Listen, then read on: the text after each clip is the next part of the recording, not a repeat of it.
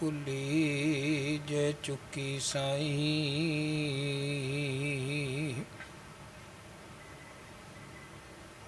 ਭੀ ਤਹੀਂ ਜੀ ਕਾਢੀਆ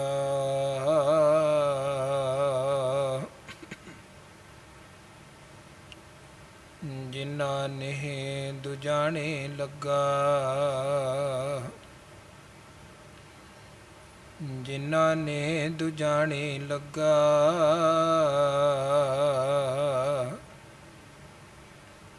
ਝੂਰ ਮਰੋਂ ਸੇ ਵਾਢੀਆ। ਹਉ ਨਾ ਛੋਡੋ ਕੰਤ ਪਾਸਰਾ ਹਉ ਨਾ ਛੋਡੋ ਕੰਤ ਪਾਸਰਾ।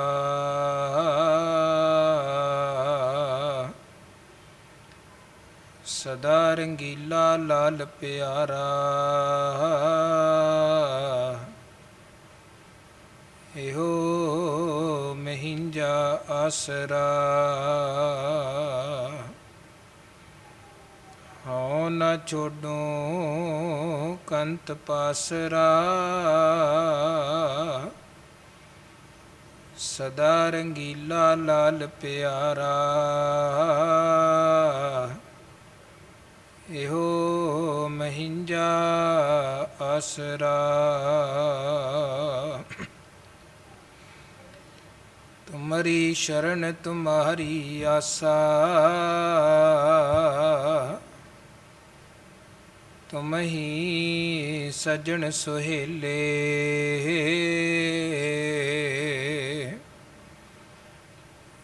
ਰਾਖੋ ਰਾਖਣ ਹਾਰ ਦਿਆਲਾ ਨਾਨਕ ਕਰਕੇ ਗੋਲੇ।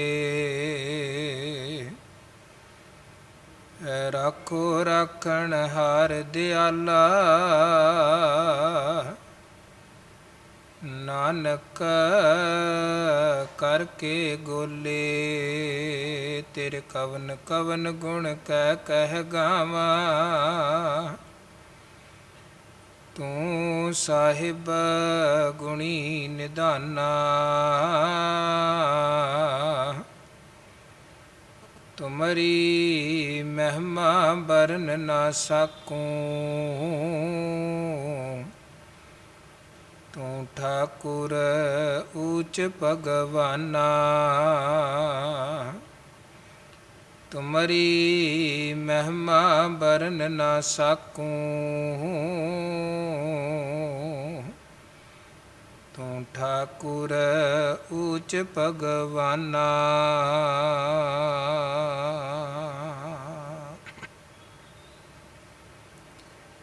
ਜੁਗੋ ਜੁਗ ਅਟਲ ਸਤਿਗੁਰੂ ਗੁਰਗੱਦੀ ਤੇ ਸੁਭਾਈਮਾਨ ਦਸਾਂ ਪਾਤਸ਼ਾਹੀਆਂ ਦੀ ਜੋਤ ਗਰੀਬ ਨਵਾਜ ਸਤਿਗੁਰੂ ਗੁਰੂ ਗ੍ਰੰਥ ਸਾਹਿਬ ਜੀ ਮਹਾਰਾਜ ਜੀ ਦੀ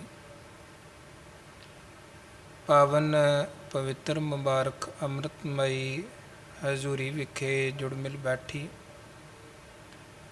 ਸਨਮਾਨ ਔਰ ਸਤਿਕਾਰਯੋਗ ਗੁਰੂ ਰੂਪ ਸਾਧ ਸੰਗਤ।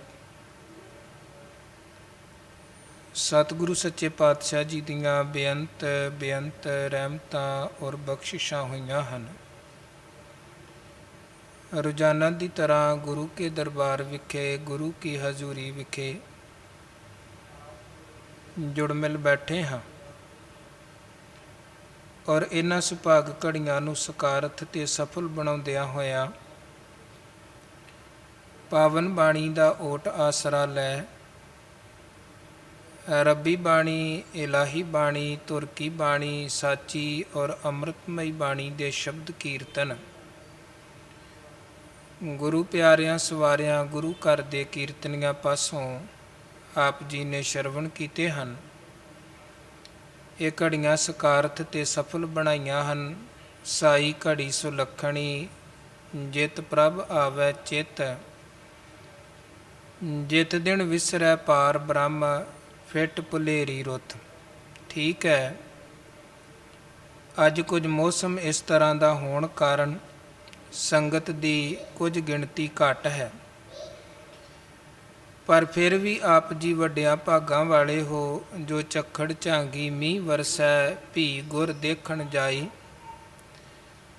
ਨੇਮ ਨੂੰ ਮੁੱਖ ਰੱਖਦਿਆਂ ਹੋਇਆ ਤੇ ਗੁਰੂ ਕੀ ਪਾਵਨ ਪਵਿੱਤਰ ਅੰਮ੍ਰਿਤਮਈ ਗੋਦ, ਅੰਮ੍ਰਿਤਮਈ ਹਜ਼ੂਰੀ ਵਿਖੇ ਜੁੜੇ ਹੋ। ਸੋ ਆਓ ਆਪਾਂ ਗੁਰਬਾਣੀ ਵਿਚਾਰ ਦੀ ਲੜੀ ਦੇ ਨਾਲ ਜੁੜੀਏ। ਧੰਨ ਗੁਰੂ ਅਰਜਨ ਦੇਵ ਜੀ ਮਹਾਰਾਜ ਜੀ ਦੀ ਪਾਕ ਪਾਵਨ ਮੁਬਾਰਕ ਰਸਨਾ ਤੋਂ ਉਚਾਰਨ ਪਾਵਨ ਬਾਣੀ ਸਹਿਸਕ੍ਰਿਤੀ ਦੀ ਅਗਲੇਰੀ ਵਿਚਾਰ ਦੀ ਸਾਂਝ ਪਾਈਏ। ਸਭ ਤੋਂ ਪਹਿਲਾਂ ਗੁਰੂ ਬਖਸ਼ੀ ਫਤਿਹ ਪ੍ਰਵਾਨ ਕਰੋ। ਗੱਜ ਵੱਜ ਕੇ ਆਖੋ ਜੀ, ਵਾਹਿਗੁਰੂ ਜੀ ਕਾ ਖਾਲਸਾ, ਵਾਹਿਗੁਰੂ ਜੀ ਕੀ ਫਤਿਹ।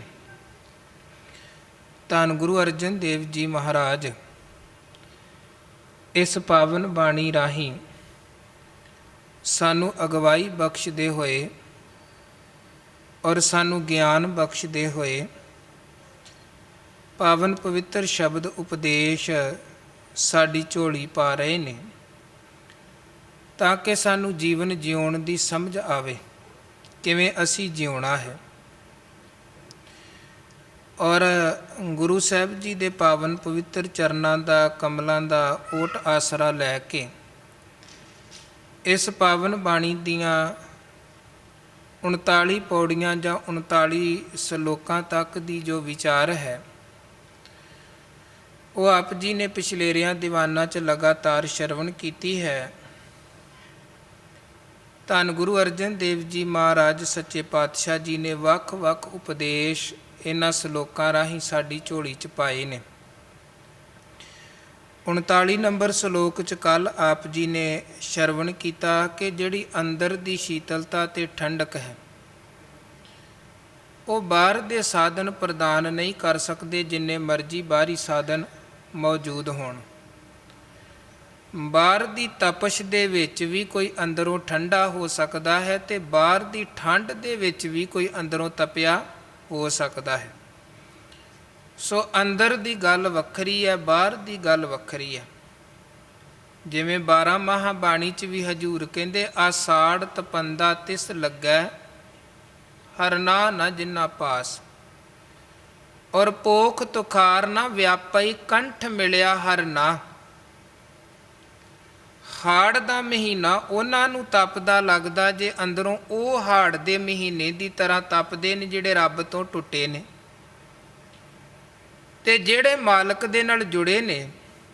ਬਾਹਰ ਦੀ ਜਿੰਨੀ ਮਰਜ਼ੀ ਠੰਡ ਹੋਵੇ, ਪੋਖ ਤੁਖਾਰ ਨਾ ਵਿਆਪਈ ਕੰਠ ਮਿਲਿਆ ਹਰ ਨਾ। ਜਿਹੜੇ ਅੰਦਰੋਂ ਰੱਬ ਦੇ ਨਾਲ ਜੁੜ ਗਏ, ਉਹਨਾਂ ਨੂੰ ਪੋਹ ਦੀ ਠੰਡ ਵੀ ਪ੍ਰਭਾਵਿਤ ਨਹੀਂ ਕਰ ਪਾਉਂਦੀ। ਸੋ ਗੁਰਬਾਣੀ 'ਚ ਸਤਿਗੁਰੂ ਜੀ ਨੇ ਇੱਦਾਂ ਵੱਖ-ਵੱਖ ਪੱਖਾਂ ਦੀਆਂ ਵਿਚਾਰਾਂ ਸਾਨੂੰ ਸਮਝਾ ਕੇ ਸਾਡੇ ਬਾਹਰੀ ਜੀਵਨ ਦੀ ਗੱਲ ਵੀ ਕੀਤੀ ਆ, ਸਾਡੇ ਅੰਦਰੂਨੀ ਜੀਵਨ ਦੀ ਗੱਲ ਵੀ ਕੀਤੀ ਹੈ। ਇੱਕ ਜੀਵਨ ਦਾ ਅੰਦਰਲਾ ਪਾਸਾ ਹੈ, ਪੱਖ ਹੈ, ਇੱਕ ਬਾਹਰ ਦਾ ਪੱਖ ਹੈ।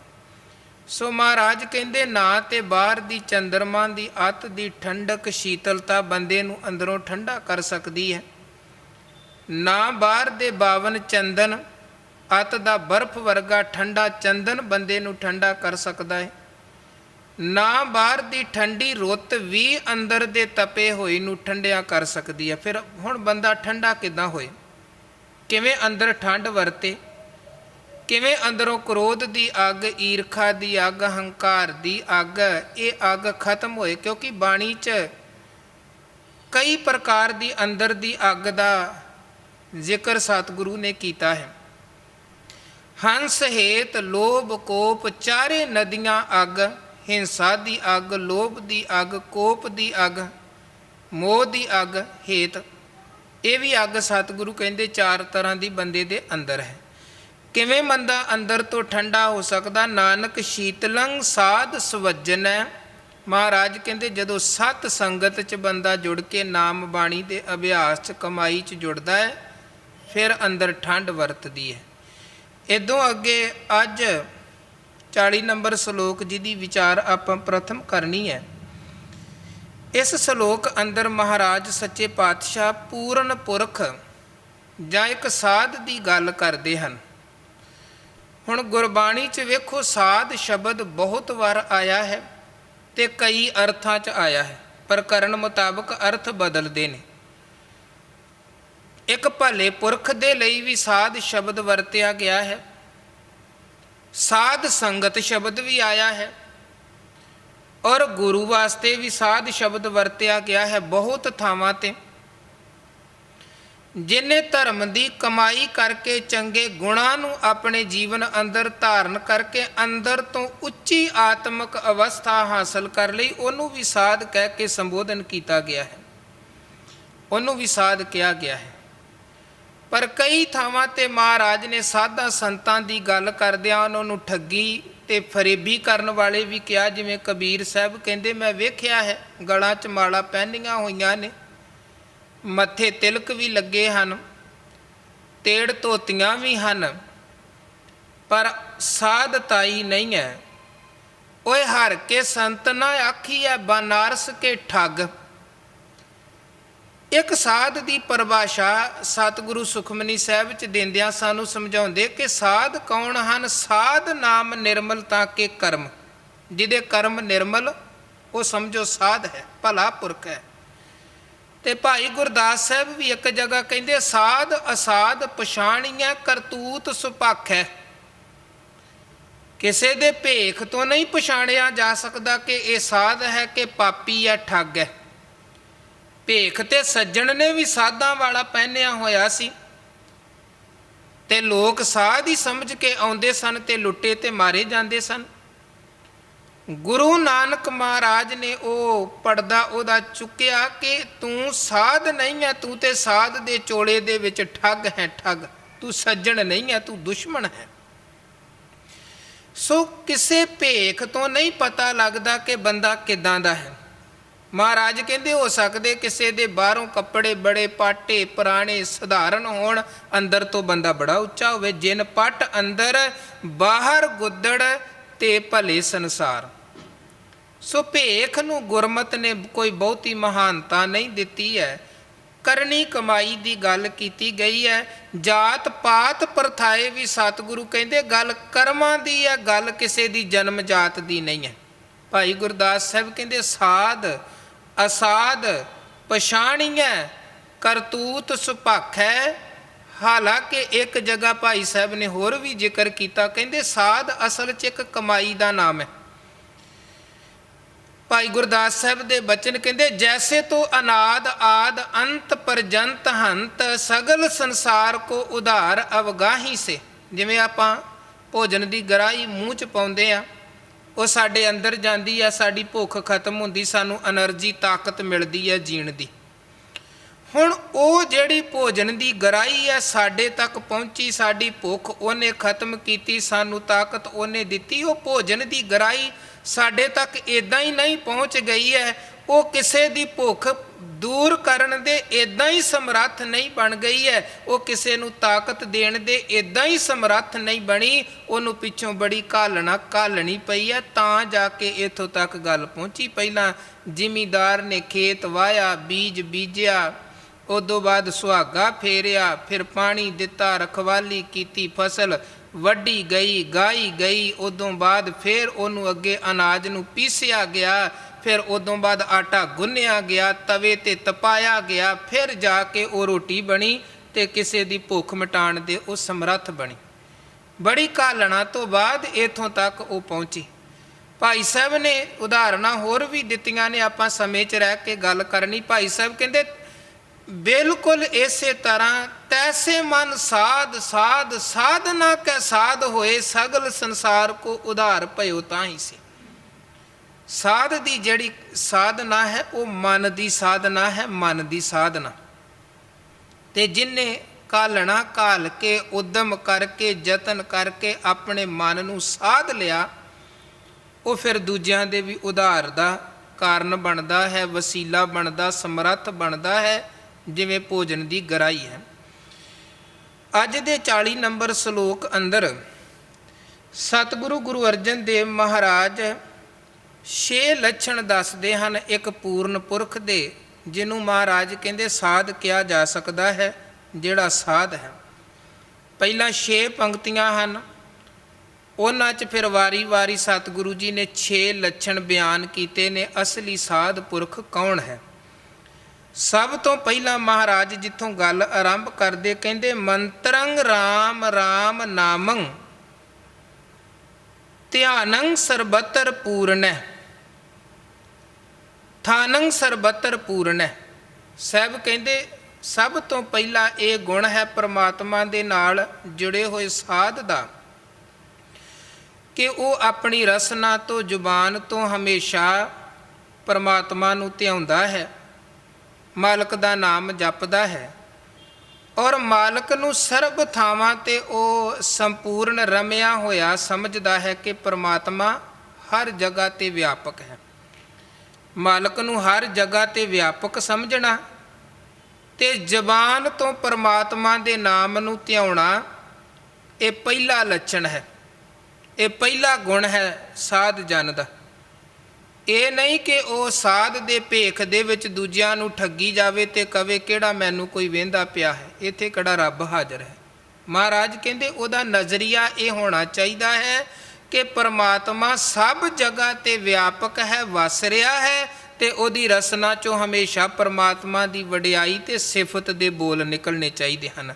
ਮੰਤਰੰ ਰਾਮ ਰਾਮ ਨਾਮੰ ਥਾਨਯੰ ਸਰਬਤਰ ਪੂਰਨੈ। ਉਹ ਪਰਮਾਤਮਾ ਸਰਬ ਵਿਆਪਕ ਹੈ।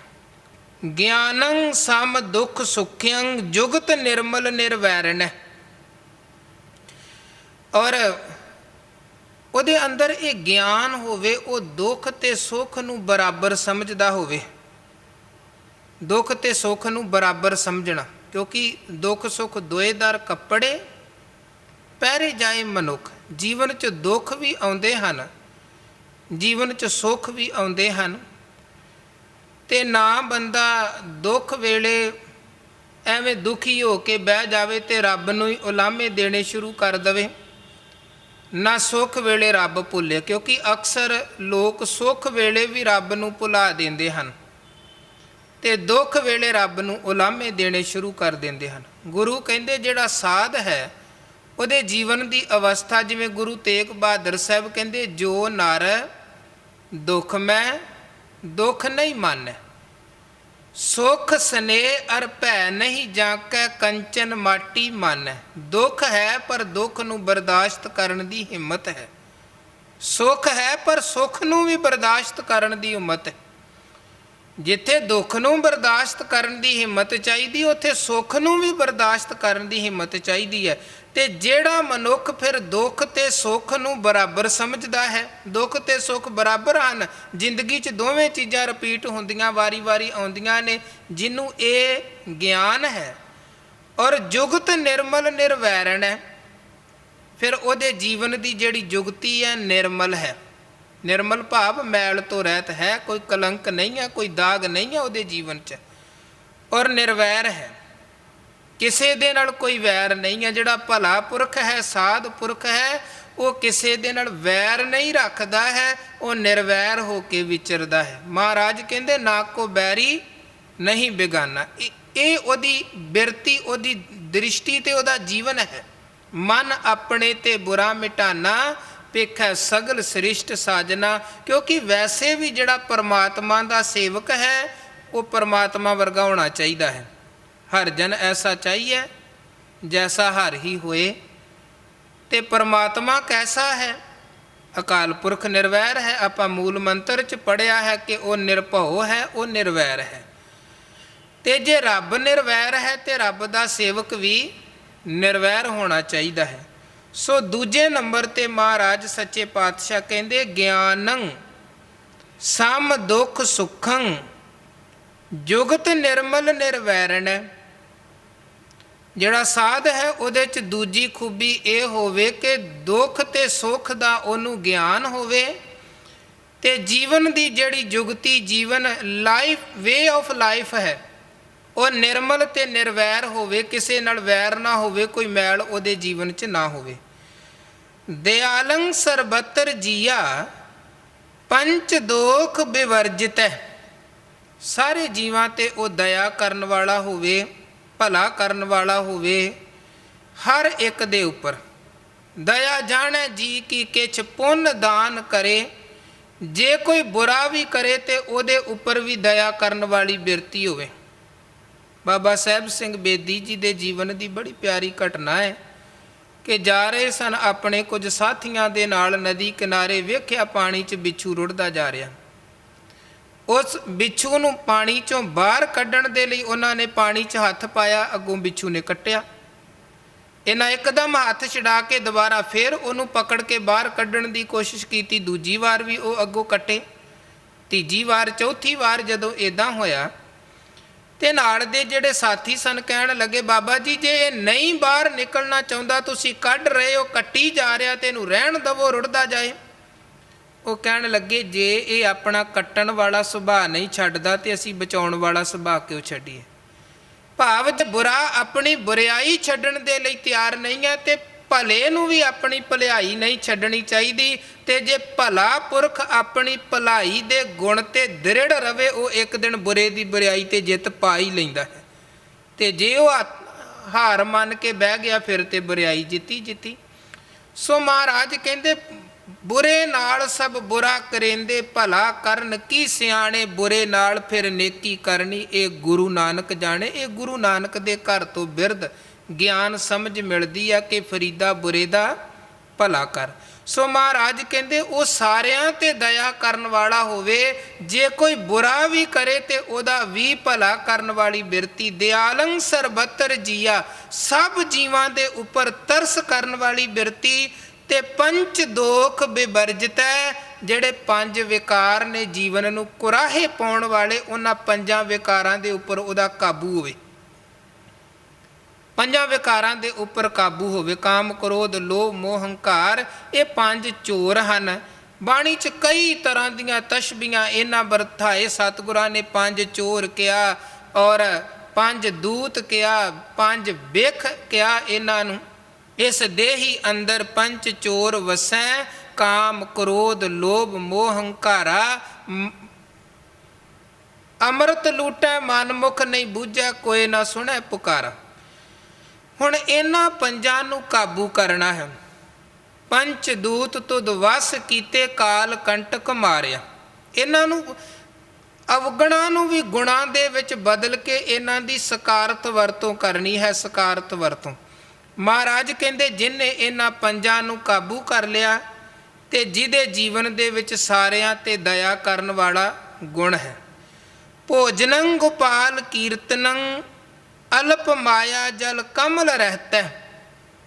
ਔਰ ਸਾਧ ਦਾ ਚੌਥਾ ਗੁਣ ਇਹ ਹੈ ਕਿ ਭੋਜਨੰ ਗੋਪਾਲ ਕੀਰਤਨੰ, ਉਹਦਾ ਭੋਜਨ, ਉਹਦੀ ਖੁਰਾਕ ਕੀ ਹੈ।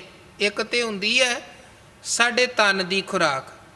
ਜਿਹੜੇ ਸਾਧੂ ਪੁਰਖ, ਭਲੇ ਪੁਰਖ, ਗੁਰਮੁਖ ਹਨ, ਉਹ ਤਨ ਕਰਕੇ ਵੀ ਬੜਾ ਸੰਜਮ ਦੇ ਨਾਲ ਖਾਂਦੇ ਹਨ, ਕਿਉਂਕਿ ਉਹਨਾਂ ਨੂੰ ਪਤਾ ਹੈ ਜਿੱਦਾਂ ਦਾ ਅੰਨ ਤੇ ਉੱਦਾਂ ਦਾ ਮਨ। ਜੋ ਖਾਵਾਂਗੇ, ਜਿੱਦਾਂ ਦਾ ਖਾਵਾਂਗੇ, ਉੱਦਾਂ ਦਾ ਪ੍ਰਭਾਵ ਮਨ ਤੇ ਬਣਨਾ। ਜਿਵੇਂ ਦਸਮ ਪਾਤਸ਼ਾਹ ਕਹਿੰਦੇ, ਅਲਪ ਆਹਾਰ ਸੁਲਪ ਸੀ ਨਿੰਦਰਾ।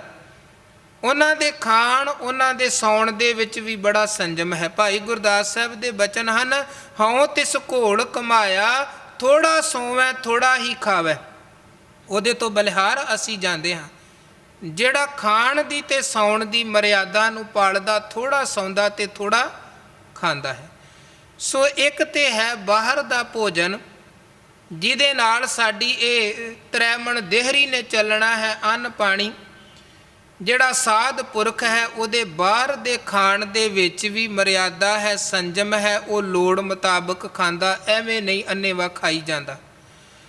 ਤੇ ਜਿਹੜੀ ਦੂਜੇ ਨੰਬਰ ਤੇ ਉਹਦੇ ਅੰਦਰ ਦੀ ਖੁਰਾਕ ਹੈ, ਉਹ ਕੀ ਹੈ? ਭੋਜਨੰ ਗੋਪਾਲ ਕੀਰਤਨੰ, ਆਤਮਾ ਦੀ, ਰੂਹ ਦੀ ਖੁਰਾਕ, ਜਿਹਨੂੰ ਸਤਿਗੁਰੂ ਬਾਣੀ 'ਚ ਵੀ ਕਹਿੰਦੇ ਹਨ ਕਿ ਆਖਾਂ ਜੀਵਾਂ ਵਿਸਰੈ ਮਰ ਜਾਉ। ਉਹ ਮਾਲਕ ਦਾ ਨਾਮ ਭੋਜਨ ਸਾਨੂੰ ਮਿਲਦਾ ਹੈ, ਅਸੀਂ ਜਿਉਂਦੇ ਹਾਂ। ਜੇ ਨਹੀਂ ਮਿਲਦਾ, ਸਮਝੋ ਸਾਡੀ ਮੌਤ ਹੈ। ਨਾਨਕ ਨਾਮ ਮਿਲੈ ਤਾਂ ਜੀਵਾਂ, ਤਨ ਮਨ ਥੀਵੈ ਰਹਿ। ਇਸੇ ਨੂੰ ਗੁਰੂ ਅਮਰਦਾਸ ਸਾਹਿਬ ਕਹਿੰਦੇ, ਸਾਨੂੰ ਸੱਚੇ ਨਾਮ ਦੀ ਭੁੱਖ ਲੱਗੀ ਹੈ। ਤੇ ਇਹ ਭੁੱਖ ਐਸੀ ਹੈ ਜਿਹੜੀ ਸਾਰੇ ਦੁੱਖ ਖਤਮ ਕਰ ਦਿੰਦੀ ਹੈ। ਇਹ ਭੁੱਖ ਐਸੀ, ਸਾਚਾ ਨਾਮ ਮੇਰਾ ਆਧਾਰੋ, ਸਾਚ ਨਾਮ ਆਧਾਰ ਮੇਰਾ, ਜਿਨ ਭੁੱਖਾਂ ਸਭ ਗਵਾਈਆਂ। ਸਾਰੀਆਂ ਭੁੱਖਾਂ ਖਤਮ ਹੋ ਗਈਆਂ ਜਦੋਂ ਸੱਚ ਨਾਮ ਦੀ ਭੁੱਖ ਤੇ ਸੱਚ ਨਾਮ ਦਾ ਆਹਾਰ ਅੰਦਰ ਵਰਤ ਗਿਆ। ਕਰ ਸ਼ਾਂਤ ਸੁਖ ਮਨ ਆਏ ਵਸਿਆ, ਅੰਦਰ ਸ਼ਾਂਤੀ ਵੀ ਆ, ਅੰਦਰ ਸਾਰਾ ਕੁਝ ਪ੍ਰਾਪਤ ਹੋ ਗਿਆ। ਕਦੋਂ? ਜਦੋਂ ਸੱਚ ਨਾਮ ਜੀਵਨ ਦਾ ਆਧਾਰ ਬਣਿਆ। ਤੇ ਮਹਾਰਾਜ ਕਹਿੰਦੇ ਜਿਹੜਾ ਸਾਧੂ ਜਨ ਹੈ ਉਹਦਾ ਇਹ ਲੱਛਣ ਹੈ ਕਿ ਭੋਜਨੰ ਗੋਪਾਲ ਕੀਰਤਨੰ ਅਲਪ ਮਾਇਆ ਜਲ ਕਮਲ ਰਹਿਤਾ। ਉਹ ਪਰਮਾਤਮਾ ਦੇ ਨਾਮ ਦਾ ਭੋਜਨ ਆਹਾਰ ਕਰਦਾ ਹੈ ਤੇ ਬਾਹਰ ਦੀ ਮਾਇਆ ਦੇ ਵਿੱਚ ਵਿਚਰਦਿਆਂ ਹੋਇਆਂ ਵੀ ਉਹ ਇੱਦਾਂ ਨਿਰਲੇਪ ਹੈ ਜਿਵੇਂ ਪਾਣੀ ਦੇ ਵਿੱਚ ਕਮਲ ਨਿਰਲੇਪ ਹੁੰਦਾ ਹੈ। ਜਿਵੇਂ ਪਾਣੀ 'ਚ ਕਮਲ ਹੈ, ਦੋਵੇਂ ਪੱਖ ਹਨ, ਰਹਿਣਾ ਗ੍ਰਸਥ 'ਚ ਹੈ, ਸੰਸਾਰ 'ਚ ਹੈ। ਮਹਾਰਾਜ ਨੇ ਸੰਸਾਰ ਤੋਂ ਭੱਜਿਆ ਹੋਇਆਂ ਨੂੰ, ਗ੍ਰਸਥ ਨੂੰ ਮਾੜਾ ਮੰਦਾ ਕਹਿ ਕੇ ਉਦਾਸੀ ਬਣਿਆ ਨੂੰ ਵੀ ਕਬੂਲ ਨਹੀਂ ਜੇ ਕੀਤਾ। ਗੁਰੂ ਕਹਿੰਦੇ ਹਿਰਦੈ ਕਮਲ ਕਟ ਬ੍ਰਹਮ ਨਾ ਚੀਨਿਆ, ਕਾਹੇ ਭਇਆ ਸੰਨਿਆਸੀ। ਜੇ ਤੂੰ ਆਪਣੇ ਅੰਦਰ ਨੂੰ ਨਹੀਂ ਸਵਾਰਿਆ, ਕਬੀਰ ਜੋ ਗ੍ਰਹਿ ਕਰੈ ਤਾਂ ਧਰਮ ਕਰ, ਨਾਹੀਂ ਤਾਂ ਕਰ ਬੈਰਾਗ, ਬੈਰਾਗੀ ਬੰਧਨ ਪਰੈ ਤਾਂ ਕੋ ਵੱਡੋ ਅਭਾਗ। ਕਹਿੰਦੇ ਜੇ ਤੂੰ ਘਰ ਛੱਡ ਕੇ ਤਿਆਗੀ ਬਣ ਗਿਆ, ਉੱਥੇ ਜਾ ਕੇ ਹੋਰ ਤਰੀਕੇ ਦੇ ਬੰਧਨਾਂ 'ਚ ਫਸ ਗਿਆ, ਤੇ ਫਿਰ ਫਰਕ ਕੀ ਹੋਇਆ ਤੇਰੇ 'ਚ ਤੇ ਗ੍ਰਸਤੀ 'ਚ? ਉਹ ਵੀ ਬੱਝਿਆ ਤੇ ਤੂੰ ਵੀ ਬੱਝਿਆ। ਗੱਲ ਤੇ ਇਹ ਸੀ ਕਿ ਪਰਿਵਾਰ 'ਚ ਰਹਿੰਦਿਆਂ ਵੀ ਨਿਰਲੇਪ ਰਹਿਣਾ, ਜ਼ਿੰਮੇਵਾਰੀਆਂ ਵੀ ਨਿਭਾਉਣੀਆਂ ਤੇ ਰੱਬ ਨੂੰ, ਅਕਾਲ ਪੁਰਖ ਨੂੰ ਵੀ ਧਿਆਉਣਾ। ਸੋ ਮਹਾਰਾਜ ਸੱਚੇ ਪਾਤਸ਼ਾਹ ਗੁਰਮਤ ਦਾ ਸਿਧਾਂਤ ਸਗਲ ਧਰਮ ਮੈਂ ਗ੍ਰਸਥ ਪ੍ਰਧਾਨ ਦਾ ਸਿਧਾਂਤ ਹੈ। ਇੱਥੇ ਗੁਰੂ ਕਹਿੰਦੇ ਪਰਿਵਾਰ 'ਚ ਰਹਿਣਾ ਹੈ ਪਰ ਰਹਿਣਾ ਨਿਰਲੇਪ ਹੈ। ਜਿਵੇਂ ਕਮਲ ਦਾ ਫੁੱਲ ਹੈ, ਪਾਣੀ 'ਚ ਹੈ, ਜੇ ਉਹਨੂੰ ਪਾਣੀ ਦੇ ਵਿੱਚ ਹੀ ਡੁਬੋ ਦਿੱਤਾ ਜਾਏ ਉਹ ਫਿਰ ਵੀ ਗਲ ਗਿਆ ਤੇ ਮੁੱਕ ਗਿਆ। ਜੇ ਉਹਨੂੰ ਪਾਣੀ ਤੋਂ ਬਾਹਰ ਕਰ ਦਿੱਤਾ ਤੇ ਫਿਰ ਵੀ ਉਹ ਸੁੱਕ ਗਿਆ ਤੇ ਮੁੱਕ ਗਿਆ। ਇਸ ਕਰਕੇ ਉਹਦਾ ਜੀਵਨ ਪਾਣੀ ਦੇ ਵਿੱਚ ਹੈ ਪਰ ਪਾਣੀ ਤੋਂ ਨਿਰਲੇਪ ਰਹਿ ਕੇ ਹੈ। ਇਸੇ ਤਰ੍ਹਾਂ ਗੁਰੂ ਕਹਿੰਦੇ ਗੁਰਮੁਖ ਦਾ ਸਾਧ ਦਾ ਜੀਵਨ ਹੈ, ਉਹ ਰਹਿੰਦਾ ਸੰਸਾਰ ਅੰਦਰ ਹੈ, ਪਰਿਵਾਰ ਅੰਦਰ ਹੈ, ਪਰ ਰਹਿੰਦਾ ਕਿੱਦਾਂ ਹੈ? ਜਿਵੇਂ ਪਾਣੀ ਦੇ ਵਿੱਚ ਕਮਲ ਰਹਿੰਦਾ ਹੈ, ਪਰਿਵਾਰ 'ਚ ਰਹਿ ਕੇ ਵੀ ਨਿਰਲੇਪ। ਅਗਲਾ ਗੁਣ ਫਿਰ ਸਤਿਗੁਰੂ ਕਹਿੰਦੇ ਉਪਦੇਸ਼ੰ ਸਮ ਮਿੱਤਰ ਛਤਰੈ, ਭਗਵੰਤ ਭਗਤ ਭਾਵਨੀ। ਫਿਰ ਸਾਧ ਜਨ ਜਦੋਂ ਉਪਦੇਸ਼ ਦਿੰਦਾ ਹੈ ਤੇ ਭਾਵੇਂ ਕੋਈ ਸਾਹਮਣੇ ਮਿੱਤਰ ਆ ਕੇ ਬੈਠੇ ਤੇ ਭਾਵੇਂ ਦੁਸ਼ਮਣ ਆ ਕੇ ਬੈਠੇ, ਉਹਦੇ ਲਈ, ਕਿਉਂਕਿ ਉਹ ਨਿਰਵੈਰ ਹੈ ਤੇ ਸਾਰੇ ਬਰਾਬਰ ਹਨ। ਭਾਵੇਂ ਉਹਦੀ ਕੋਈ ਨਿੰਦਿਆ ਕਰਨ ਵਾਲਾ ਆ ਕੇ ਬਹਿ ਗਿਆ, ਭਾਵੇਂ ਉਹਦੀ ਕੋਈ ਸਿਫਤ ਕਰਨ ਵਾਲਾ ਆ ਕੇ ਬਹਿ ਗਿਆ, ਉਹ ਉਪਦੇਸ਼ ਬਰਾਬਰ ਇੱਕੋ ਜਿਹਾ ਭਲੇ ਦਾ ਉਪਦੇਸ਼ ਦਿੰਦਾ ਹੈ। ਕਿਉਂਕਿ ਇੱਦਾਂ ਵੀ ਆਪਾਂ ਸਮਾਜ 'ਚ ਵਹਿੰਦੇ ਹਾਂ, ਲੋਕ ਈਰਖਾ ਵਸ ਆਪਣਿਆਂ ਨੂੰ ਤੇ ਚੰਗੀਆਂ ਸਲਾਹਾਂ ਦਿੰਦੇ ਨੇ ਤੇ ਜਿਨ੍ਹਾਂ ਦੇ ਨਾਲ ਬਣਦੀ ਨਹੀਂ ਹੁੰਦੀ ਉਹਨਾਂ ਨੂੰ ਹੋਰ ਹੀ ਕੁਰਾਹੇ ਪਾ ਕੇ ਤੇ ਭਟਕਾ ਸੁੱਟਦੇ ਹਨ। ਮਹਾਰਾਜ ਕਹਿੰਦੇ ਉਹਦਾ ਉਪਦੇਸ਼ ਬਰਾਬਰਤਾ ਵਾਲਾ ਉਪਦੇਸ਼ ਹੋਵੇ। ਉਹ ਉਪਦੇਸ਼ ਦਿੰਦਿਆਂ ਮਿੱਤਰ ਦੁਸ਼ਮਣ ਨਾ ਵੇਖੇ, ਜਾਤ ਪਾਤ ਨਾ ਵੇਖੇ, ਉਹਨੇ ਬਰਾਬਰ ਉਪਦੇਸ਼ ਦੇਣਾ ਹੈ। ਭਗਵੰਤ ਭਗਤ ਭਾਵਨੀ, ਅੰਦਰ ਪਰਮਾਤਮਾ ਦੀ ਭਗਤੀ ਤੇ ਭਗਤੀ ਦਾ ਪਿਆਰ ਹੋਵੇ ਤੇ ਬਰਾਬਰਤਾ ਵਾਲਾ ਉਪਦੇਸ਼ ਹੋਵੇ। ਬਰਾਬਰ ਮਿੱਤਰ ਦੁਸ਼ਮਣ ਦੋਵਾਂ ਨੂੰ ਇੱਕੋ ਜਿਹਾ ਬਰਾਬਰ ਉਪਦੇਸ਼ ਦੇਣਾ ਹੈ। ਇਦੋਂ ਅਗਲਾ ਗੁਣ 6ਵਾਂ ਗੁਣ ਪਰ ਨਿੰਦਾ ਨ ਸ਼ਰੋਤ ਸ਼ਰਵਣੰ, ਆਪ ਤਿਆਗ ਸਗਲ ਰੇਣੁਕਾ। ਮਹਾਰਾਜ ਕਹਿੰਦੇ ਪਰ ਨਿੰਦਾ ਨ ਸ਼ਰੋਤ ਸ਼ਰਵਣੰ, ਕੰਨਾਂ ਤੋਂ ਨਿੰਦਿਆ ਸੁਣਨ ਵਾਲਾ ਨਾ ਹੋਵੇ, ਨਾ ਨਿੰਦਿਆ ਕਰਨ ਵਾਲਾ ਹੋਵੇ, ਨਾ ਨਿੰਦਿਆ ਸੁਣਨ ਵਾਲਾ ਹੋਵੇ। ਸਾਧ ਪੁਰਖ ਨਿੰਦਕ ਨਹੀਂ ਹੁੰਦਾ ਤੇ ਨਾ ਹੀ ਨਿੰਦਿਆ ਕਰਨ ਵਾਲਾ ਹੁੰਦਾ ਹੈ। ਆਪ ਤਿਆਗ ਸਗਲ ਰੇਣਕਾ, ਆਪਣਾ ਆਪਾ ਭਾਵ ਤਿਆਗ ਕੇ ਸਭ ਦੀ ਚਰਨ ਰੇਣ ਚਰਨ ਧੂੜ ਬਣ ਕੇ ਵਿਚਰਨ ਵਾਲਾ ਹੋਵੇ, ਭਾਵ ਅਤਿਅੰਤ ਨਿਮਰਤਾ ਹੋਵੇ। ਇਹ ਸਤਿਗੁਰੂ ਜੀ ਨੇ ਹਾਲਾਂਕਿ ਇੱਕ ਇੱਕ ਗੁਣ 'ਚੋਂ ਅੱਗੇ ਕਈ ਕਈ ਗੁਣਾਂ ਦੀ ਗੱਲ ਕੀਤੀ ਹੈ, ਪਰ 6 ਗੁਣ ਇਹਨਾਂ ਨੂੰ ਮੂਲ ਰੂਪ ਦੇ ਵਿੱਚ ਮਹਾਰਾਜ ਕਹਿੰਦੇ ਹਨ। ਪਹਿਲੇ ਨੰਬਰ 'ਤੇ ਪਰਮਾਤਮਾ ਨੂੰ ਸਭ ਥਾਵਾਂ 'ਤੇ ਵਿਆਪਕ ਜਾਣਦਿਆਂ ਰੱਬ ਰੱਬ ਜਪੇ। ਦੂਜੇ ਨੰਬਰ 'ਤੇ ਜੀਵਨ ਦੀ ਜੁਗਤ ਨਿਰਮਲ ਨਿਰਵੈਰ ਹੋਵੇ, ਦੁੱਖ ਸੁੱਖ ਬਰਾਬਰ ਜਾਣੇ। ਤੀਜੇ ਨੰਬਰ 'ਤੇ ਸਾਰੇ ਰੱਬ ਦੇ ਜੀਵਾਂ 'ਤੇ ਦਇਆ ਕਰਨ ਵਾਲਾ ਹੋਵੇ ਔਰ 5 ਵਿਕਾਰਾਂ ਨੂੰ ਕਾਬੂ 'ਚ ਕੀਤਾ ਹੋਏ। ਚੌਥੇ ਨੰਬਰ 'ਤੇ ਪਰਮਾਤਮਾ ਦੇ ਨਾਮ ਦਾ ਭਜਨ ਦਾ ਕੀਰਤਨ ਉਹਦਾ ਭੋਜਨ ਹੋਵੇ ਔਰ ਪਰਿਵਾਰ ਸੰਸਾਰ 'ਚ ਇੱਦਾਂ ਵਿਚਰੇ ਜਿੱਦਾਂ ਕਮਲ ਦਾ ਫੁੱਲ ਰਹਿੰਦਾ ਹੈ। 5ਵੇਂ ਨੰਬਰ 'ਤੇ ਸਭ ਨੂੰ ਬਰਾਬਰ ਉਪਦੇਸ਼ ਦੇਵੇ ਤੇ ਪਰਮਾਤਮਾ ਦੀ ਭਗਤੀ ਤੇ ਭੈ ਭਾਵਨੀ ਅੰਦਰ ਹੋਵੇ। 6ਵੇਂ ਨੰਬਰ ਤੇ ਮਹਾਰਾਜ ਕਹਿੰਦੇ ਨਿੰਦਿਆ ਨਾ ਕਰੇ ਔਰ ਆਪਾ ਭਾਵ ਛੱਡ ਕੇ, ਹੰਕਾਰ ਛੱਡ ਕੇ ਸਾਰਿਆਂ ਦੀ ਚਰਨ ਰੇਣ ਬਣ ਕੇ ਵਿਚਰੇ, ਜਿਹਦੇ ਜੀਵਨ ਦੇ ਵਿੱਚ ਉੱਪਰਲੇ ਦੱਸੇ ਹੋਏ ਸਾਰੇ ਗੁਣ ਮੌਜੂਦ ਹਨ। ਖਟ ਲਖਿਆਣ ਪੂਰਨੰ ਪੁਰਖੈ, ਨਾਨਕ ਨਾਮ ਸਾਧ ਸਵੱਜਨੈ। ਮਹਾਰਾਜ ਕਹਿੰਦੇ ਉਹ ਸਮਝੋ ਪੂਰਨ ਪੁਰਖ ਹੈ, ਉਸੇ ਦਾ ਨਾਮ ਸਾਧ ਜੇ, ਸਿਆਣਾ ਸੁਜਾਨ ਪੁਰਖ ਜੇ, ਜਿਹਦੇ ਜੀਵਨ ਦੇ ਵਿੱਚ ਇਹ ਸਾਰੇ ਦੇ ਸਾਰੇ ਗੁਣ ਮੌਜੂਦ ਹਨ। ਉਦੋਂ ਬਿਨਾਂ ਹੁਣ ਵੇਖੋ ਸਾਧ ਦੇ ਗੁਣ ਸਤਿਗੁਰੂ ਨੇ ਇਹ ਸ਼ਲੋਕ ਅੰਦਰ ਦੱਸੇ ਨੇ, ਆਪਾਂ ਵਿਚਾਰਿਆ ਹੈ। ਇਹਦੇ 'ਚ ਕਿਧਰੇ ਚਿੱਟੇ ਕਾਲੇ ਚੋਲੇ ਦੀ ਗੱਲ ਨਹੀਂ ਕੀਤੀ ਗਈ ਹੈ। ਇਹਦੇ 'ਚ ਕਿਧਰੇ ਦੁਮਾਲੇ ਜਾਂ ਸਿੱਧੀ ਪੱਗ ਦੀ, ਪੇਚਾਂ ਵਾਲੀ ਪੱਗ ਦੀ ਗੱਲ ਨਹੀਂ ਜੇ ਕੀਤੀ ਗਈ। ਇਹਦੇ 'ਚ ਕੋਈ ਹੱਥ 'ਚ ਕਮੰਡਲ ਫੜ ਕੇ ਚੱਲਣ ਵਾਲੀ ਗੱਲ ਨਹੀਂ ਕੀਤੀ ਗਈ ਹੈ। ਨਾਲ ਕੋਈ ਚੇਲੇ ਚਾਟੜੇ ਲੈ ਕੇ ਚੱਲਣ ਵਾਲੀ ਗੱਲ ਨਹੀਂ ਕੀਤੀ ਗਈ ਕਿ ਜਿਹਦੇ ਪਿੱਛੇ ਬਹੁਤੇ ਚੇਲੇ ਤੇ ਉਹ ਵੱਡਾ ਸਾਧੂ, ਤੇ ਜਿਹਦੇ ਕੋਲ ਵੱਡੀ ਗੱਡੀ ਤੇ ਉਹ ਵੱਡਾ ਸੰਤ, ਤੇ ਜਿਹਦੇ ਕੋਲ ਛੋਟੀ ਗੱਡੀ ਤੇ ਉਹ ਛੋਟਾ ਸੰਤ। ਅੱਜ ਕੱਲ੍ਹ ਇੱਦਾਂ ਹੀ ਹੁੰਦਾ ਹੈ। ਜਿਹੜਾ ਜ਼ਿਆਦਾ ਵਿਖਾਵਾ ਕਰਦਾ ਹੈ ਉਹ ਵੱਡਾ ਸੰਤ ਹੈ, ਜਿਹਦੇ ਪਿੱਛੇ ਕੋਈ 4 ਬੰਦੇ ਬਹੁਤੇ ਉਹ ਵੱਡਾ, ਤੇ ਜਿਹਦੇ ਪਿੱਛੇ ਜੇ ਗਿਣਤੀ ਛੋਟੀ ਆ ਉਹ ਛੋਟਾ। ਜਾਂ ਕਈ ਆਪਣੇ ਨਾਵਾਂ ਦੇ ਨਾਲ ਪਤਾ ਨਹੀਂ ਕੀ 108 1008 ਤੇ ਬ੍ਰਹਮ ਗਿਆਨੀ ਤੇ ਪੂਰਨ ਬ੍ਰਹਮ ਗਿਆਨੀ ਕੀ ਲਿਖਾਉਂਦੇ ਹਨ।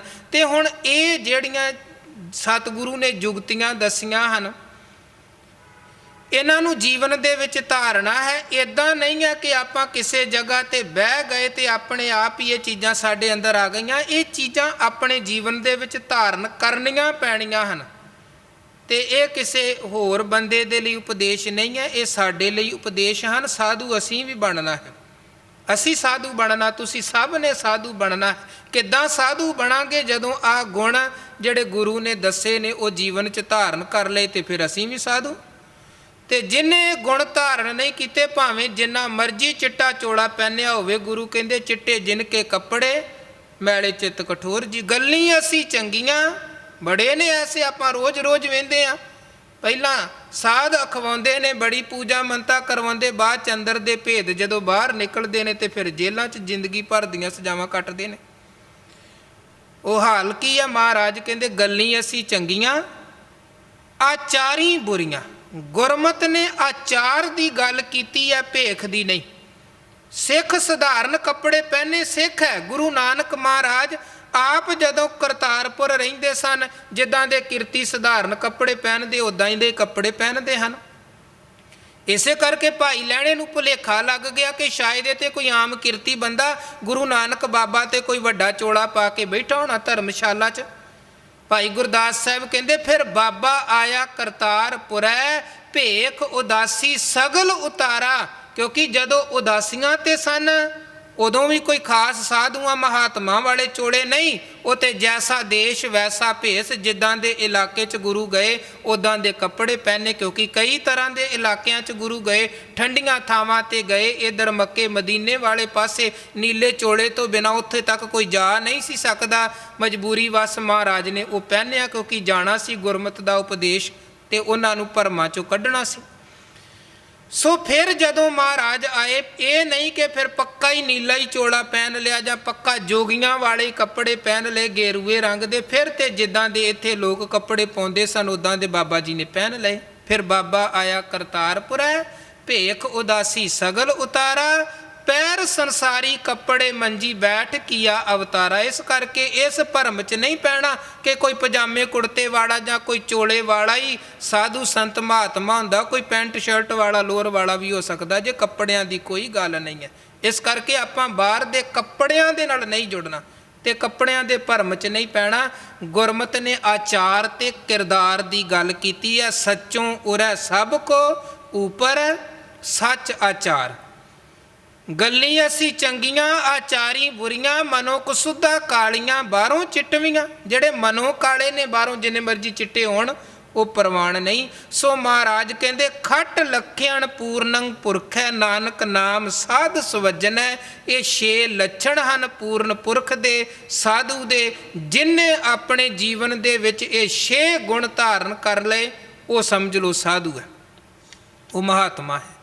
ਇਦੋਂ ਅੱਗੇ 41 ਨੰਬਰ ਸ਼ਲੋਕ 2 ਪੰਕਤੀਆਂ ਦਾ ਸ਼ਲੋਕ ਹੈ। ਮਹਾਰਾਜ ਕਹਿੰਦੇ ਅਜਾ ਭੁਗੰਤ ਕੰਧ ਮੂਲੰ ਬਸੰਤੇ ਸਮੀਪ ਕਹਿਰੈ। ਅਜਾ ਦਾ ਭਾਵ ਹੈ ਬੱਕਰੀ ਤੇ ਕਹਿਰੈ ਦਾ ਭਾਵ ਹੈ ਸ਼ੇਰ। ਹੁਣ ਮਹਾਰਾਜ ਕਹਿੰਦੇ ਬੱਕਰੀ ਹੈ, ਭੁਗੰਤ ਕੰਧ ਮੂਲੰ, ਉਹ ਜੋ ਉਹਦੀ ਮਨ ਇੱਛੀ ਖੁਰਾਕ ਹੈ, ਮੂਲੀਆਂ ਗਾਜਰਾਂ ਹੋਰ ਜੋ ਵੀ ਉਹਦੀ ਮਨ ਇੱਛੀ ਖੁਰਾਕ ਹੈ ਉਹ ਖਾਂਦੀ ਪਈ, ਐਨ ਰਜਵਾਂ ਭੋਜਨ ਉਹਨੂੰ ਮਿਲ ਰਿਹਾ ਹੈ। ਪਰ ਦਿਨੋਂ ਦਿਨ ਕਮਜ਼ੋਰ ਹੋਈ ਜਾ ਰਹੀ ਹੈ, ਦਿਨੋਂ ਦਿਨ ਕਮਜ਼ੋਰ ਹੋਈ ਜਾ ਰਹੀ ਹੈ। ਖਾ ਰਹੀ ਹੈ ਐਨ ਰਜਵਾਂ ਭੋਜਨ, ਪਰ ਕਮਜ਼ੋਰ ਦਿਨੋਂ ਦਿਨ ਹੋਈ ਜਾ ਰਹੀ ਹੈ। ਕਾਰਨ ਕੀ ਹੈ? ਬਸੰਤੇ ਸਮੀਪ ਕਹਿਰੈ, ਜਿੱਥੇ ਉਹਨੂੰ ਬੱਕਰੀ ਨੂੰ ਰੱਖਿਆ ਗਿਆ ਹੈ ਖਾਣ ਦੇ ਲਈ, ਐਨ ਰਜਵਾਂ ਕੰਧ ਮੂਲ ਉਹਦੀ ਖੁਰਾਕ ਉਹਨੂੰ ਦਿੱਤੀ ਜਾਂਦੀ ਹੈ, ਉੱਥੇ ਬਿਲਕੁਲ ਉਹਦੇ ਸਾਹਮਣੇ ਸ਼ੇਰ ਹੈ ਤੇ ਸ਼ੇਰ ਨੂੰ ਵੇਖ ਵੇਖ ਕੇ ਉਹਦਾ ਖੂਨ ਸੁੱਕੀ ਜਾਂਦਾ ਹੈ। ਸ਼ੇਰ ਵੱਜਿਆ ਕਿਧਰੇ ਦੀ ਰੱਸੀ ਨਾ ਟੁੱਟ ਜਾਏ, ਕਿਧਰੇ ਮੇਰਾ ਖੇਲ ਹੀ ਨਾ ਖਤਮ ਕਰ ਦੇਵੇ। ਸਾਰਾ ਕੁਝ ਖਾ ਪੀ ਰਹੀ ਹੈ ਪਰ ਫਿਰ ਵੀ ਕਮਜ਼ੋਰ ਹੈ, ਵੱਧਦੀ ਫੁੱਲਦੀ ਫਿਰ ਵੀ ਨਹੀਂ ਪਈ ਹੈ। ਇਹ ਗੁਰੂ ਨੇ ਉਦਾਹਰਣ ਦਿੱਤੀ ਹੈ।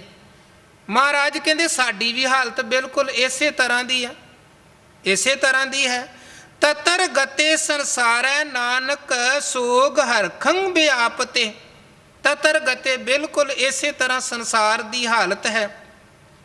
ਇੱਕ ਪਾਸੇ ਬੰਦਾ ਸੁੱਖ ਭੋਗਦਾ ਹੈ, ਦੂਜੇ ਪਾਸੇ ਨਾਲ ਦੀ ਨਾਲ ਸਾਹਮਣੇ ਕੋਈ ਸੋਗ ਖੜਾ ਹੁੰਦਾ ਹੈ। ਬੱਚੇ ਦਾ ਜਨਮ ਹੋਇਆ, ਬੜਾ ਖੁਸ਼ ਹੈ, ਬੜਾ ਖੁਸ਼, ਪਰ ਨਾਲ ਹੀ ਜਦੋਂ ਹਸਪਤਾਲ ਵਾਲੇ 1.5 ਲੱਖ ਦਾ ਬਿੱਲ ਸਾਹਮਣੇ ਰੱਖਦੇ ਨੇ ਤੇ ਫਿਰ ਪੈਰਾਂ ਥੱਲੇ ਜ਼ਮੀਨ ਵੀ ਖਿਸਕ ਜਾਂਦੀ ਹੈ, ਫਿਰ ਤੇ ਖੁਸ਼ੀਆਂ ਦੇ ਵੀ ਤੋਤੇ ਉੱਡ ਜਾਂਦੇ ਹਨ।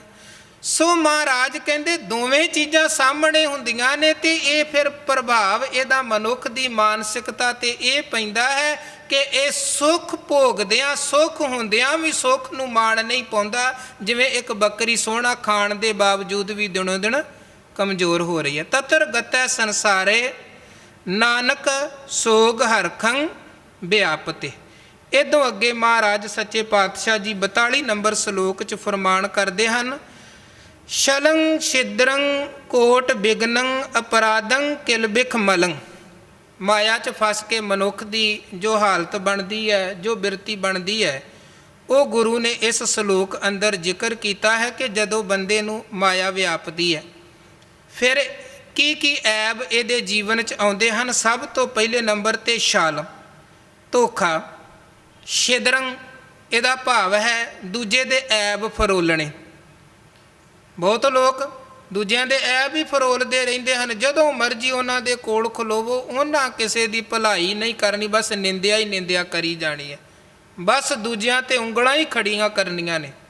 ਹਾਲਾਂਕਿ ਗੁਰੂ ਨੇ ਜਿਹੜੀ ਸਾਨੂੰ ਮੱਤ ਦਿੱਤੀ ਉਹ ਕੀ ਹੈ? ਫਰੀਦਾ ਜੇ ਤੂੰ ਅਕਲ ਲਤੀਫ, ਕਾਲੇ ਲਿਖ ਨਾ ਲੇਖ ਆਪਨੜੇ ਗ੍ਰਹਿਮਾਨ ਮੈਂ ਸਿਰ ਨੀਵਾਂ ਕਰ। ਜਦੋਂ ਆਪਣੇ ਵਾਲੇ ਪਾਸੇ ਵੇਖਾਂਗੇ ਤੇ ਫਿਰ ਨਜ਼ਰਾਂ 'ਚ ਕੋਈ ਦੂਜਾ ਐਬੀ ਨਹੀਂ ਲੱਗੇਗਾ। ਫਿਰ ਪਤਾ ਲੱਗੇਗਾ ਮੈਂ ਕਿਹਨੂੰ ਨਿੰਦਾ, ਦੂਜੇ ਤੋਂ ਜ਼ਿਆਦਾ ਅਵਗੁਣ ਤੇ ਮੇਰੇ ਅੰਦਰ ਬੈਠੇ ਹਨ। ਇਸੇ ਕਰਕੇ ਸਿਆਣੇ ਕਹਿੰਦੇ ਤੂੰ ਦੂਜੇ ਵੱਲ ਇੱਕ ਉਂਗਲ ਖੜੀ ਕਰਦਾ ਹੈ, 3 ਉਂਗਲਾਂ ਤੇਰੇ ਵਾਲੇ ਪਾਸੇ, ਤੇਰੇ ਵਾਲੇ ਪਾਸੇ। ਸੋ ਮਹਾਰਾਜ ਕਹਿੰਦੇ ਜਿਹਦੇ 'ਤੇ ਮਾਇਆ ਦਾ ਅਤਿਅੰਤ ਪ੍ਰਭਾਵ ਹੈ ਉਹ ਮਨੁੱਖ ਦੀ ਬਿਰਤੀ ਕੀ ਹੈ? ਉਹਦੇ ਅੰਦਰ ਹੋਵੇਗਾ ਛਲ, ਕਪਟ, ਧੋਖਾ। ਛਿਦਰੰ ਦੂਜੇ ਦੇ ਐਬ ਫਰੋਲਣ ਵਾਲੀ ਬਿਰਤੀ। ਕੋਟ ਬਿਗਨੰ ਉਹ ਦੂਜਿਆਂ ਦੇ ਰਾਹਾਂ ਦੇ ਵਿੱਚ ਕਰੋੜਾਂ ਰੁਕਾਵਟਾਂ ਪਾਏਗਾ। ਕੋਟ, ਇੱਥੇ ਕੋਟ ਸ਼ਬਦ ਕੱਕੇ ਨੂੰ ਹੋੜਾ ਟੈਂਕੇ ਦੇ ਸਿਹਾਰੀ ਹੈ। ਗੁਰਬਾਣੀ 'ਚ ਕੋਟ ਲਫ਼ਜ਼ 3 ਰੂਪਾਂ 'ਚ ਆਇਆ ਹੈ। ਕੱਕੇ ਨੂੰ ਹੋੜਾ ਟੈਂਕੇ ਦੇ ਔਂਕੜ ਵੀ ਆਇਆ ਹੈ, ਕੱਕੇ ਨੂੰ ਹੋੜਾ ਤੇ ਟੈਂਕਾ ਮੁਕਤਾ ਵੀ ਆਇਆ ਹੈ। ਜਿੱਥੇ ਕੋਟ ਦੇ ਟੈਂਕੇ ਦੇ ਸਿਹਾਰੀ ਲੱਗੀ ਹੈ ਉਹਦਾ ਭਾਵ ਹੈ ਕਰੋੜ। ਜਿੱਥੇ ਕੋਟ ਦੇ ਟੈਂਕੇ ਦੇ ਔਂਕੜ ਲੱਗੀ ਹੈ ਉਹਦਾ ਭਾਵ ਹੈ ਕਿਲਾ ਤੇ 1 ਕਿਲਾ। ਤੇ ਜਿੱਥੇ ਕੋਟ ਦੇ ਟੈਂਕੇ ਦੇ ਕੋਈ ਮਾਤਰਾ ਨਹੀਂ ਹੈ, ਨਾ ਔਂਕੜ ਨਾ ਸਿਹਾਰੀ, ਟੈਂਕਾ ਮੁਕਤਾ ਹੈ, ਉੱਥੇ ਉਹਦਾ ਭਾਵ ਹੈ ਬਹੁਤੇ ਕਿਲੇ, ਬਹੁਤਿਆਂ ਕਿਲਿਆਂ ਦੇ ਲਈ ਉਹ ਕੋਟ ਸ਼ਬਦ ਆਇਆ ਹੈ। ਔਂਕੜ ਤੇ 1 ਕਿਲੇ ਦੇ ਲਈ ਤੇ ਸਿਹਾਰੀ ਤੇ ਕਰੋੜ ਦੀ ਗਿਣਤੀ ਦੇ ਰੂਪ ਦੇ ਵਿੱਚ। ਇੱਥੇ ਮਹਾਰਾਜ ਕਹਿੰਦੇ ਕੋਟ ਬਿਗਨੰ ਉਹ ਬੰਦਾ ਜਿਹੜਾ ਮਾਇਆਵੀ ਬਿਰਤੀ ਵਾਲਾ ਹੈ, ਦੂਜਿਆਂ ਦੇ ਰਾਹਾਂ 'ਚ ਕਰੋੜਾਂ ਰੁਕਾਵਟਾਂ ਖੜੀਆਂ ਕਰਦਾ ਹੈ। ਅਪਰਾਧੰ ਕਿਲ ਬਿਖ ਮਲੰ ਫਿਰ ਅਪਰਾਧੀ ਉਹਦੀ ਬਿਰਤੀ ਹੈ, ਪਾਪੀ ਬਿਰਤੀ ਹੈ, ਮੈਲ ਵਾਲੀ ਬਿਰਤੀ ਹੈ। ਭਰਮ ਮੋਹੰ ਮਾਨ ਅਪਮਾਨੰ ਮਦੰ ਮਾਇਆ ਵਿਆਪਤੰ। ਭਰਮ 'ਚ ਫਿਰ ਫਸੀ ਹੋਈ ਹੈ ਉਹਦੀ ਬਿਰਤੀ, ਮੋਹ ਉਹਦੇ ਅੰਦਰ ਹੈ, ਮਾਨ ਅਪਮਾਨ, ਆਪਣਾ ਮਾਣ ਚਾਹੁਣਾ, ਦੂਜਿਆਂ ਦਾ ਅਪਮਾਨ ਕਰੀ ਜਾਣਾ, ਇਹ ਬਿਰਤੀ। ਹੰਕਾਰੀ ਦਾ ਕੀ ਹੁੰਦਾ ਹੈ? ਉਹ ਆਦਰ ਚਾਹੁੰਦਾ ਤੇ ਹੈ ਪਰ ਆਦਰ ਦੇ ਕੇ ਰਾਜੀ ਨਹੀਂ ਹੈ। ਉਹ ਚਾਹੁੰਦਾ ਹੈ ਸਾਰੇ ਮੈਨੂੰ ਜੀ ਜੀ ਕਰਨ, ਪਰ ਦੂਜੇ ਨੂੰ ਜਦੋਂ ਬੁਲਾਏਗਾ ਓਏ ਓਏ ਕਹਿ ਕੇ, ਇੱਦਾਂ ਦੇ ਬੜੇ ਆਕੜ ਵਾਲੇ ਹੰਕਾਰ ਵਾਲੇ ਬੋਲ ਕਹਿ ਕੇ ਬੁਲਾਏਗਾ ਕਿ ਜਿਵੇਂ ਦੂਜਿਆਂ ਦੀ ਤਾਂ ਇੱਜ਼ਤ ਹੀ ਕੋਈ ਨਹੀਂ ਹੈ, ਇੱਜ਼ਤ ਸਾਰੀ ਉਹਦੀ ਹੈ। ਆਪਣੀ ਇੱਜ਼ਤ ਤੇ ਦੂਜੇ ਦੀ ਬੇਕਦਰੀ ਕਰਨੀ, ਅਪਮਾਨ ਕਰਨਾ, ਇਹ ਹੰਕਾਰੀ ਮਨੁੱਖ ਦੀ ਬਿਰਤੀ ਹੈ। ਹਾਲਾਂਕਿ ਇਹ ਦਿੱਤਾ ਲਈਏ ਆਪਣਾ, ਅਣ ਦਿੱਤਾ ਕਿ ਹੱਥ ਨਾ ਆਵੇ। ਜੇ ਦੂਜੇ ਨੂੰ ਇੱਜ਼ਤ ਦੇਵਾਂਗੇ ਇੱਜ਼ਤ ਮਿਲੇਗੀ। ਜਿਵੇਂ ਕਹਿੰਦੇ ਖੂਹ 'ਚ ਜਿੱਦਾਂ ਦੀ ਆਵਾਜ਼ ਮਾਰਾਂਗੇ ਵਾਪਸ ਉੱਦਾਂ ਦੀ ਆਵਾਜ਼ ਆਉਣੀ ਹੈ। ਜੇ ਇੱਜ਼ਤ ਦੇਵਾਂਗੇ ਇੱਜ਼ਤ ਮਿਲਣੀ ਹੈ, ਤੇ ਜੇ ਮਾੜਾ ਬੋਲਾਂਗੇ ਤੇ ਦੂਜਾ ਵੀ ਮਾੜਾ ਹੀ ਬੋਲੇਗਾ। ਜੇ ਦੂਜੇ ਨੂੰ ਸੁੱਖ ਦੇਵਾਂਗੇ ਉਹਦੇ ਬਦਲੇ ਸੁੱਖ ਮਿਲੇਗਾ, ਜੇ ਦੂਜੇ ਨੂੰ ਦੁੱਖ ਦੇਵਾਂਗੇ ਬਦਲੇ ਦੁੱਖ ਮਿਲੇਗਾ। ਪਰ ਹੁਣ ਮਾਇਆਵੀ ਬਿਰਤੀ ਵਾਲੇ ਨੂੰ ਕੌਣ ਸਮਝਾਵੇ? ਮਹਾਰਾਜ ਕਹਿੰਦੇ ਉਹ ਮਾਨ ਅਪਮਾਨ ਫਸਿਆ ਹੋਇਆ ਹੈ। ਮਦੰਗ ਮਾਇਆ ਵਿਆਪਤੰ, ਜਿਹਦੇ ਮਨ ਉੱਪਰ ਮਾਇਆ ਦਾ ਬਹੁਤ ਪ੍ਰਭਾਵ ਹੈ, ਉਹ ਇਹ ਸਾਰੇ ਅਵਗੁਣਾਂ 'ਚ ਫਸਿਆ ਹੈ। ਛਲ ਉਹਦੇ ਅੰਦਰ, ਕਪਟ ਉਹਦੇ ਅੰਦਰ, ਦੂਜੇ ਦੇ ਰਾਹਾਂ 'ਚ ਰੁਕਾਵਟਾਂ ਉਹ ਪਾਉਂਦਾ ਹੈ। ਪਾਪੀ ਅਪਰਾਧੀ ਉਹ ਹੈ, ਭਰਮ 'ਚ ਉਹ ਫਸਿਆ ਹੈ। ਮਾਨੀ ਅਪਮਾਨੀ ਅਭਿਮਾਨੀ ਬਿਰਤੀ ਉਹਦੀ ਹੈ। ਤੇ ਫਿਰ ਇਹ ਸਾਰਾ ਕੁਝ ਹੋਣ ਕਰਕੇ ਉਹਦਾ ਬਣਦਾ ਕੀ ਹੈ? ਮ੍ਰਿਤਯੰ ਜਨਮ ਪਰਮੰਤ ਨਰਕੈ ਅਨਿਕ ਉਪਾਵੰਗ ਨਾ ਸਿੱਧਯਤੇ। ਫਿਰ ਮਹਾਰਾਜ ਕਹਿੰਦੇ ਉਹ ਜੰਮਦਾ ਹੈ, ਮਰਦਾ ਹੈ। ਇਹ ਜੰਮਣ ਮਰਨ ਦੇ ਗੇੜ ਵਾਲੇ ਨਰਕ ਦੇ ਵਿੱਚ ਹੀ ਉਹ ਫਸਿਆ ਰਹਿੰਦਾ ਹੈ। ਤੇ ਅਨੇਕਾਂ ਉਪਾਵ ਕਰਨ ਦੇ ਬਾਵਜੂਦ ਵੀ ਉਹਨੂੰ ਇਹ ਜੰਮਣ ਮਰਨ ਦੇ ਗੇੜ ਤੋਂ ਮੁਕਤੀ ਨਹੀਂ ਮਿਲਦੀ, ਕਿਉਂਕਿ ਉਹਨੇ ਗੁਨਾਹ ਹੀ ਇੰਨੇ ਕਰ ਲਏ ਨੇ, ਪਾਪ ਹੀ ਇੰਨੇ ਕਰ ਲਏ ਨੇ। ਉਹਨਾਂ ਤੋਂ ਛੁਟਕਾਰਾ ਪਾਉਣਾ ਹੀ ਹੁਣ ਉਹਦੇ ਲਈ ਔਖਾ ਹੈ। ਫਿਰ ਹੁਣ ਕਿੱਦਾਂ ਬੰਦਾ ਇਸ ਚੀਜ਼ ਤੋਂ ਬਚੇ, ਕਿੱਦਾਂ ਜੀਵਨ ਨਿਰਮਲ ਬਣੇ? ਉਹਦੀ ਜੁਗਤ ਵੀ ਗੁਰੂ ਨੇ ਦੱਸੀ। ਇਹ ਨਹੀਂ ਕਿ ਗੁਰੂ ਨੇ ਸਾਨੂੰ ਸਾਡੇ ਗੁਨਾਹ ਅਵਗੁਣ ਤੇ ਉਹ ਤਸਵੀਰ ਤੇ ਸਾਡੇ ਸਾਹਮਣੇ ਰੱਖ ਦਿੱਤੀ, ਆਪਾਂ ਚੰਗੇ ਕਿੱਦਾਂ ਬਣ ਸਕਦੇ ਇਹਦੇ ਬਾਰੇ ਦੱਸਿਆ ਹੀ ਨਾ ਹੋਵੇ। ਦੱਸਿਆ ਸਾਰਾ ਕੁਝ, ਸਾਨੂੰ ਸਾਡੇ ਅੰਦਰ ਦਾ ਅਹਿਸਾਸ ਕਰਾਇਆ ਹੈ।